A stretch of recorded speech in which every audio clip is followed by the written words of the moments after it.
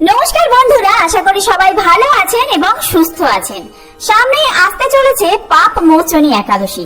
ফাল্গুন মাসের কৃষ্ণপক্ষের একাদশী তিথিতে এই পাপ মোচনী একাদশী পালন করা হয়। এই দিন অনেকেই একাদশীর উপবাস রাখেন।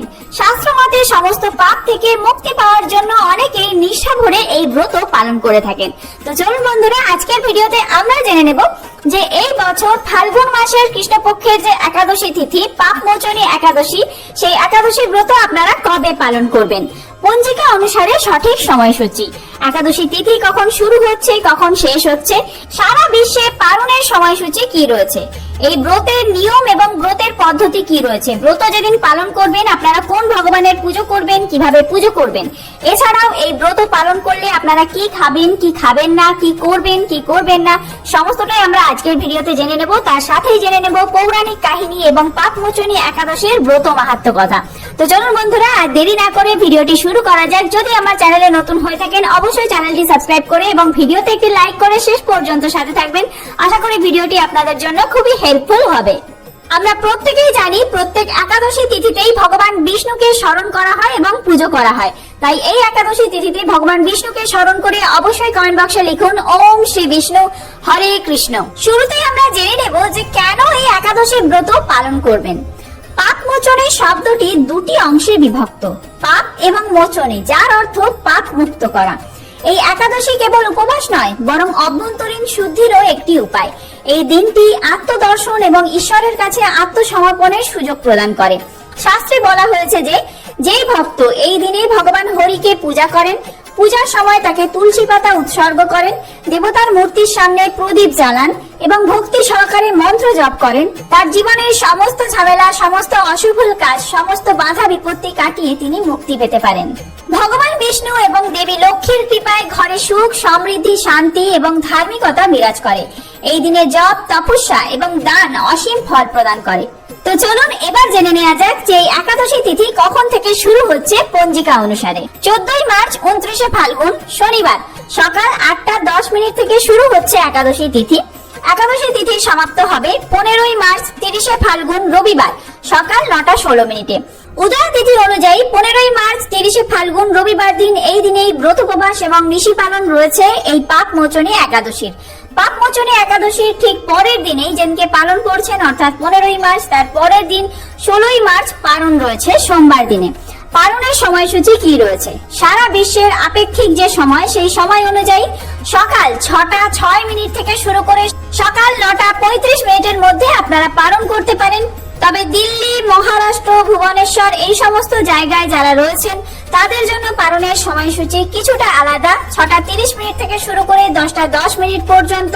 ত্রিপুরা, অসম, বাংলাদেশ থেকে যারা দেখছেন তাদের জন্য সময়টি আধ ঘন্টা পরে, অর্থাৎ 30 মিনিট পরে আপনারা পালন করবেন।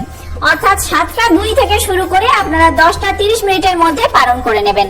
এবার চলুন জেনে নেওয়া যাক এই ব্রতের পদ্ধতি এবং ব্রতের নিয়ম কি রয়েছে, কিভাবে আপনারা এই ব্রত পালন করবেন। পাপ মোচনী একাদশীর উপবাস শুরু হবে দশমীর রাতে, অর্থাৎ আপনারা আগের দিন 15 মার্চ যেই দিনে উপবাস করছেন এই একাদশী ব্রতে, তার আগের দিন অর্থাৎ 14 মার্চ শনিবার দিন রাত্রি 11টার মধ্যে খাবার গ্রহণ করবেন এবং ভালো করে মুখ ধুয়ে দাঁত মেজে নেবেন। পরের দিন অর্থাৎ 15 মার্চ রবিবার যেই দিনে একাদশী ব্রত পালন করবেন, ব্রহ্ম মুহূর্তের সময় সকালে ঘুম থেকে উঠে স্নান করুন এবং পরিষ্কার পোশাক পরুন। বাড়ির প্রার্থনা স্থল পরিষ্কার করুন এবং ভগবান বিষ্ণুর একটি মূর্তি বা ছবি স্থাপন করুন। অর্থাৎ আপনাদের যেখানে ঠাকুর ঘর রয়েছে সেখানে আপনারা পরিষ্কার পরিচ্ছন্ন করে বিষ্ণুর মূর্তি স্থাপন করবেন। প্রদীপ, ধূপ, ফুল, তুলসী পাতা এবং পঞ্চামৃত দিয়ে পূজা করতে হবে এই দিন ভগবান বিষ্ণুর। আপনারা প্রত্যেকেই জানেন প্রত্যেক একাদশী তিথিতেই ভগবান বিষ্ণুর আরাধনা করা হয়, সেরকমই এই একাদশী তিথিতেও আপনারা কিন্তু তুলসী পাতা আর হলুদ রঙের ফুল ভগবান বিষ্ণুকে অর্পণ করবেন। অবশ্যই একটি ঘিয়ের অথবা সরষের তেলের প্রদীপ জ্বালাবেন। তুলসী পাতা অর্পণ করার সময় চন্দন সহযোগে অর্পণ করবেন। ওম নমো ভগবতে বাসুদেবায় এই মন্ত্র জপ করতে করতে ফুল এবং তুলসী পাতা অর্পণ করবেন। সারাদিন ফলহীন বা জলহীন উপবাস করুন, অথবা তা যদি সম্ভব না হয় ফলাহার করতে পারেন। এই পাপ মোচনী একাদশীতে পাপ মুক্তির উপায় কি রয়েছে? অবশ্যই যেই দিন এই ব্রত আপনারা পালন করবেন তার আগের দিন সংযম ব্রত পালন করতে হবে, অর্থাৎ নিরামিষ আহার গ্রহণ করতে হবে এবং যেই দিনে আপনারা এই ব্রত পালন করছেন সেই দিন কোনো রকম দানা শস্য জাতীয় খাবার গ্রহণ করা চলবে না। অর্থাৎ চাল, ডাল, ওটস, চিয়া সিড, কোন রকম দানা শস্য খাবেন না। এমনকি ছোলা, মুগ, সয়াবিন এই সমস্ত খাওয়া চলবে না। সর্ষের তেল, লবণ খাওয়া যাবে না। ঘি, সূর্যমুখী তেল, সৈন্ধব লবণ খেতে পারেন। আলু, মিষ্টি আলু, রাঙালু, কুমড়ো খাওয়া যাবে, তবে সবুজ শাকসবজি খাওয়া যাবে না। ফল খাওয়া যাবে। দুধ, দুধের তৈরি যে কোনো খাবার খেতে পারেন। পায়েস, ক্ষীর, দই, ছানা খাওয়া যাবে, তবে পায়েস অবশ্যই আপনারা সবজি দিয়ে করবেন। কোনোভাবেই চালের বা অন্যের পায়েস আপনারা কিন্তু গ্রহণ করবেন না। এছাড়াও এই দিন পাপ থেকে মুক্তির উপায় কি রয়েছে? ঈশ্বরের কাছে আপনারা দোষ স্বীকার করুন এবং ক্ষমা প্রার্থনা করুন। তুলসী গাছে জল নিবেদন করুন এবং তুলসী পরিক্রমা করুন। বিষ্ণু সহস্রনাম বা হরিনাম সংকীর্তন পাঠ করুন। তুলে নেওয়া যাক এই ব্রতের ব্রত মাহাত্ম্য কথা। পুরাণে বর্ণিত কাহিনী অনুসারে প্রাচীনকালে চৈত্ররথ নামে একটি বন ছিল। এই বনে মেধবী নামে এক ঋষি তীব্র তপস্যায় লিপ্ত ছিলেন। তার তপস্যার ফলে স্বর্গ বিপর্যস্ত হয়ে পড়ে। ভগবান ইন্দ্র তার ধ্যান ব্যাহত করার জন্য অপ্সরা মঞ্জু ঘোষকে প্রেরণ করেন। প্রলোভনের প্রভাবে ঋষির ধ্যান ব্যাহত হয় এবং তিনি বছরের পর বছর ধরে পার্থিব আকর্ষণে জড়িয়ে পড়েন। যখন তিনি নিজের ভুল বুঝতে পারেন তখন তিনি গভীরভাবে দুঃখিত হন এবং পাপ থেকে মুক্তির উপায় খুঁজতে শুরু করেন। এরপর দেবর্ষি নারদ তাকে পাপ মোচনী একাদশীর উপবাস পালন করার পরামর্শ দেন।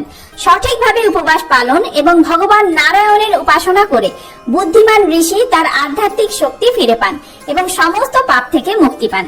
এই থেকেই এই পাপ মোচনী একাদশী ব্রত পালন করে থাকেন বিশ্বের বিভিন্ন প্রান্তে বিভিন্ন মানুষ। তো বন্ধুরা, আজকের ভিডিওটি এই পর্যন্তই। খুব তাড়াতাড়ি নতুন কোনো ভিডিও নিয়ে আসছি। সেই সমস্ত ভিডিও দেখার জন্য অবশ্যই চ্যানেলটি সাবস্ক্রাইব করে সাথে থাকবেন। সামনেই নীল ষষ্ঠী, অশোক ষষ্ঠী আসতে চলেছে। সেই সমস্ত ভিডিও খুব তাড়াতাড়ি আসছে। সেই সব ভিডিও দেখার জন্য চ্যানেলটি সাবস্ক্রাইব করে সাথে থাকবেন এবং এই ভিডিওটি যদি হেল্পফুল হয়ে থাকে বন্ধুদের মধ্যে অনেক অনেক বেশি শেয়ার করবেন। ধন্যবাদ।